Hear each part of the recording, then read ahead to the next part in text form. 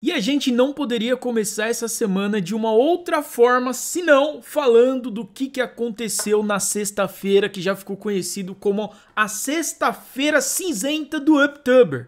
Só para você saber mais ou menos o que aconteceu, depois que o Donald Trump fez uma postagem no X falando sobre taxação, misteriosamente o mercado derreteu num nível que foi pior do que as últimas pandemias e crises globais que tivemos. Cerca de, acho que passou dos 9 bilhões de dólares liquidados em pouquíssimas horas. Então muita gente que estava alavancado aí no day tradezinho, no futuros, alavancado em empréstimo, acabou sendo liquidado e perderam muita grana. E tem esse artigo aqui que eu achei no Cointelegraph falando sobre isso, né? O Bitcoin chegou a despencar para 102 mil dólares na Binance, enquanto o Trump anunciava as tarifas de 100% sobre a China. E antes da gente continuar, seja muito bem-vindo ao canal 99 Bitcoins Brasil. Eu sou o Victor Marinho. E o que aconteceu, cara, foi muito interessante, não, foi triste, né? Porque tá na cara que foi uma grande manipulação de mercado. E muita gente que me acompanha mandou mensagem falando que tentou comprar criptomoedas na grande baixa. Teve a maioria dos tokens chegou a cair 50%, cara. Só que ninguém conseguia comprar. Ninguém conseguia fazer nada. Tava tudo travado. As exchanges todas travadas. Corretoras travadas. Redes congestionadíssimas. Um amigo meu tava alavancado em empréstimo. Ele tava tentando colocar mais grana lá para ele não ser liquidado e ele não conseguiu. E acabou sendo liquidado. Então foi algo assim muito curioso. Ficou conhecido como a sexta-feira cinzenta desse mês do Uptober, mas agora parece que o mercado já está se recuperando. Vamos ver o que esse artigo tem a dizer sobre tudo isso. Ó. O Bitcoin caiu para 102 mil no par de futuro perpétuo da Binance. Já entendeu, né? Par de futuro perpétuo, onde que a rapaziada tá tudo operando alavancada. E isso foi depois que o Trump anunciou as tarifas sobre a China na sexta-feira, reacendendo os temores de uma liquidação mais ampla do comércio e do mercado. E depois que ele fez esse anúncio, o Bitcoin deu uma caída abaixo dos 110 mil. Logo no momento que ele publicou, foi tipo assim, loucura, o Bitcoin tava lá acima de 120 mil, cara. Foi num lapso, num piscar de olhos. E o Trump disse que as tarifas eram uma resposta à tentativa da China de impor restrições à exportação de minerais de terras raras, cruciais para a criação de chips de computador.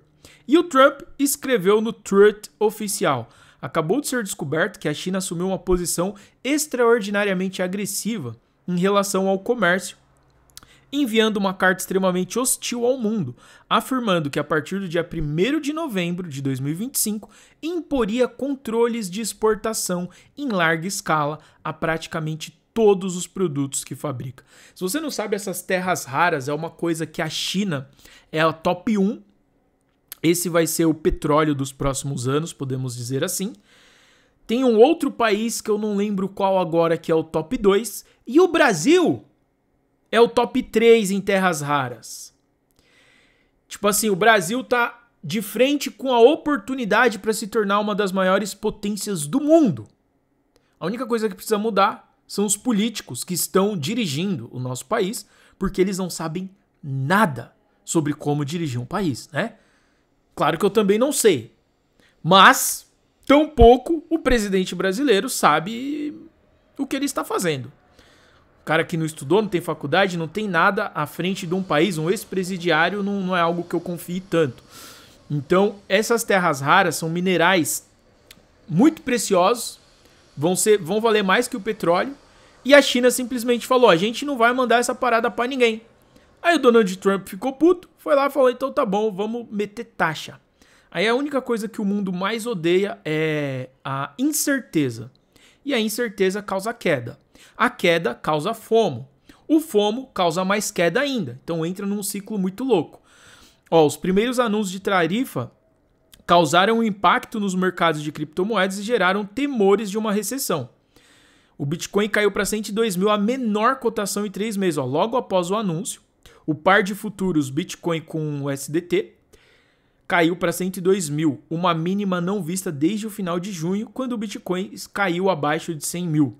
Os preços à vista do Bitcoin na Coinbase atingiram uma mínima intradiária de 107 mil, enquanto dados da CoinGlass mostram que 9,4 bilhões de dólares em posições totais do mercado de cripto foram liquidadas em 24 horas. Com 7,15 bilhões em posições longas alavancadas. Sabe o que são posições longas? É as pessoas que estão apostando na alta do ativo. Então imagina, quando o Bitcoin dá uma derretida assim, não é só o Bitcoin que vai para o espaço. Ele leva todas as outras com ele, porque ele cai 30%, as outras caem 50%. É terrível.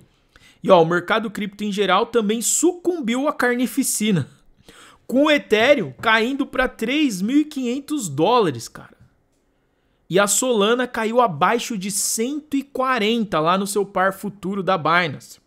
Analistas da High Block Capital disseram: a alavancagem global 2x na maioria das altcoins foi totalmente eliminada. Olha esse gráfico aqui, ó, isso foi uma queda muito bizarra, cara. Eu lembro que eu tava indo dormir na hora que eu percebi isso. Às vezes eu tenho mania de abrir o CoinMarketCap só pra dar uma olhadinha. Quando eu abri, tava tudo vermelho assim, sangrando. E eu já tava deitado. Eu olhei a Dogecoin a 12 cents de dólar. Falei, cara, eu devo estar sonâmbulo. Isso aqui não tá acontecendo não. Simplesmente larguei o celular e fui dormir. No outro dia de manhã, quando eu acordei, a notícia: as pools de liquidez tudo fora do range, o mercado em crise, um pânico total. Falei, quer saber? Hoje eu não vou fazer nada.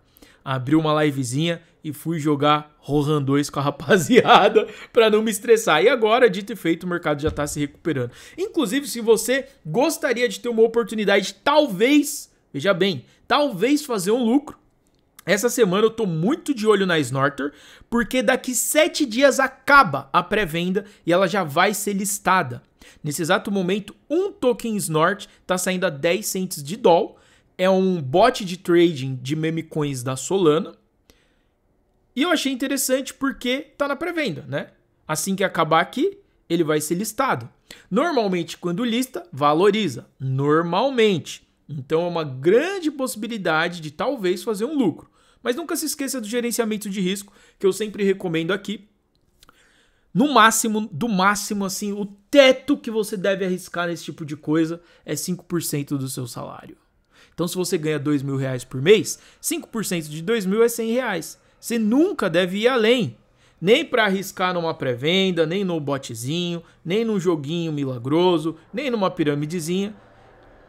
E nem numa operaçãozinha alavancada, que a gente viu que deu ruim. Quando o mercado quer manipular, para arrancar o dinheiro das pessoas, ele manipula.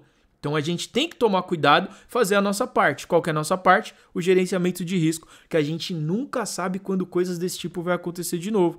E quando você perde só os 5% do gerenciamento de risco, você pode até ficar triste, mas você não vai ficar em... Comenta aí, porque eu acho que você já sabe o complemento dessa frase. Continuando aqui, os elementos de terras raras são essenciais para a produção de semicondutores, que é o que você usa no seu celular, usa em foguete, usa em geladeira, usa na maioria das coisas, é uma tecnologia muito top. E ao ameaçar restringir o acesso a esses materiais, a China pressiona a pipeline global de hardware, incluindo a infraestrutura por inteligência artificial, computação de alto desempenho e a mineração de criptomoedas. Enquanto isso, as medidas dos Estados Unidos visando exportações e investimentos em tecnologia chinesa são parte de um esforço mais amplo para reduzir a dependência da indústria estrangeira. Os mercados de cripto mais amplos ficaram vermelhos após o anúncio da tarifa, com o Ether e a Solana estendendo perdas junto com o Bitcoin, com queda de 12% e 14%, respectivamente, no momento da escrita. A capitalização de mercado global está na faixa de 3,6 trilhões no momento em que esse artigo tinha sido inscrito, com uma queda de 11% em 24 horas. Vamos ver como que está agora a capitalização global do mercado cripto? Tava quanto? 3,64 trilhões. E agora tá quanto? 3,93, ó. Já voltou uma boa grana.